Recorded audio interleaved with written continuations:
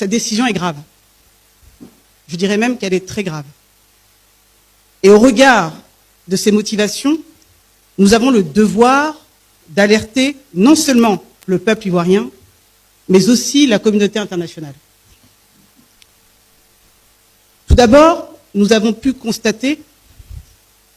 malheureusement constaté le refus du Conseil constitutionnel d'exécuter une décision internationale. Il faut effectivement préciser que le 20 août 2025, le Comité des droits de l'homme des Nations Unies a adressé une demande claire à l'État de Côte d'Ivoire, à savoir de prendre toutes les mesures nécessaires pour garantir que le président Laurent Gbagbo puisse exercer ses droits politiques en application de l'article 25 du pacte international relatif aux droits civils et politiques.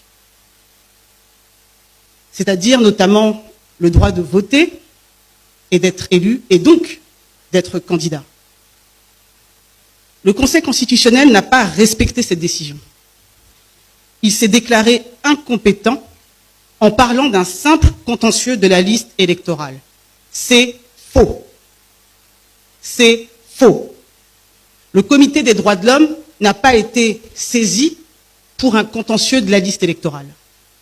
Il a été saisi parce que le président Laurent Gbagbo a vu ses droits violés, et ses droits sont garantis par le pacte international relatif aux droits civils et politiques. C'est pour ça qu'il a saisi. Ce n'est pas un contentieux de la liste électorale.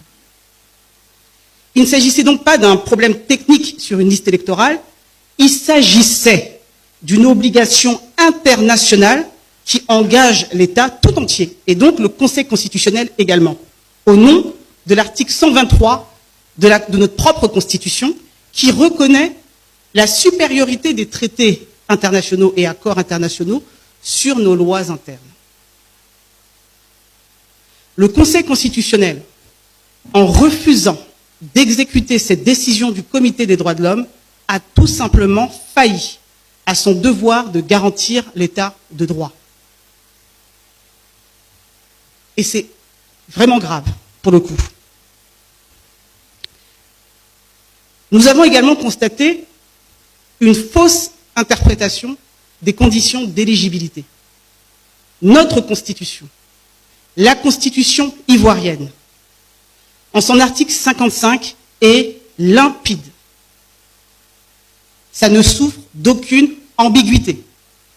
Pour être candidat à l'élection présidentielle, il faut avoir au moins 35 ans, être exclusivement ivoirien, jouir de ses droits civils et politiques, et être né de père ou de mère ivoirien d'origine. Rien d'autre. Aucune mention d'une inscription obligatoire sur une liste électorale. Pour contourner cela, le Conseil constitutionnel évoque l'article 51 de la Constitution qui permet à une loi organique de préciser les modalités de l'élection présidentielle. Mais ce que le Conseil constitutionnel oublie volontairement de dire, c'est que le code électoral n'est pas une loi organique. C'est une loi modifiée par une ordonnance rendue par le chef de l'État, président du RHDP, et qui est aujourd'hui candidat à l'élection présidentielle. Et surtout, j'insiste là-dessus, une modalité n'est pas une condition d'éligibilité. Une modalité n'est pas synonyme d'une condition.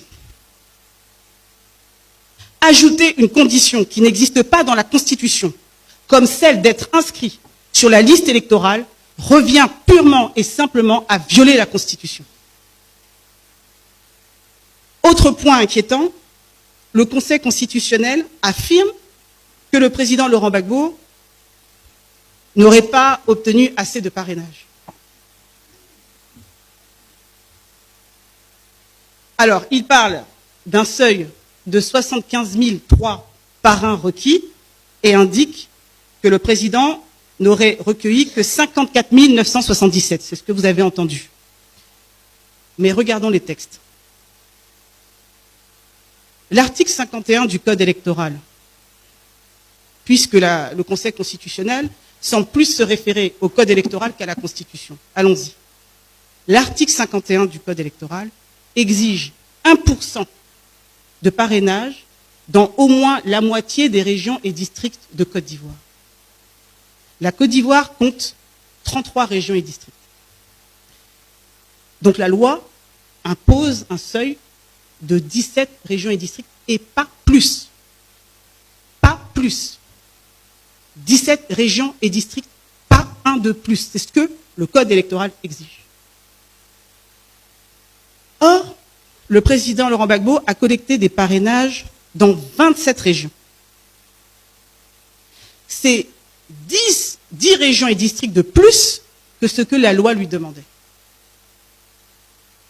Alors d'où vient ce chiffre de 75 003 parrains que nous exige le Conseil constitutionnel? Puisqu'ils disent, c'est parce que nous n'avons pas atteint le chiffre de 75 003 parrains qu'ils ont invalidé la candidature du président Laurent Gbagbo. Vous